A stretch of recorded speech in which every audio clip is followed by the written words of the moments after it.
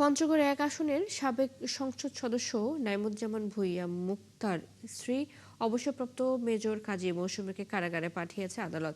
কার্যক্রম নিষিদ্ধ আওয়ামী লীগের ৭৬তম প্রতিষ্ঠাবার্ষিকী উদযাপন, নাশকতার চেষ্টা এবং সরকার উৎখাতের চেষ্টা মামলায় তাকে কারাগারে পাঠানো হয়।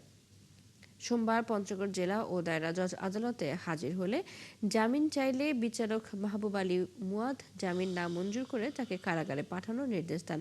তার সাথে জেলা যুব মহিলা লীগের সভাপতি নীলুফার ইয়াসমিনকেও কারাগারে পাঠানোর নির্দেশ দেয় আদালত। ২০২৫ সালের ২৩ জুন রাতে পঞ্চগড় কাজীপাড়ার নিজ বাড়িতে সাবেক এমপি তার স্ত্রীর নেতৃত্বে কার্যক্রম নিষিদ্ধ আওয়ামী লীগের ৭৬তম প্রতিষ্ঠাবার্ষিকী উপলক্ষে কেক কাটার আয়োজন করেন। পরে সেই ভিডিও সামাজিক যোগাযোগ মাধ্যমে ছড়িয়ে পড়ে।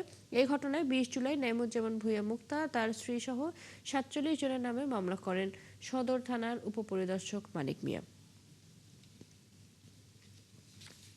আইনের যে ধারাগুলি রয়েছে সেই ধারা প্রতিটি ধারায় তারা এই আইনের মধ্যেই তারা পড়ে, সেইভাবে আমরা কোর্টে উপস্থাপন করি।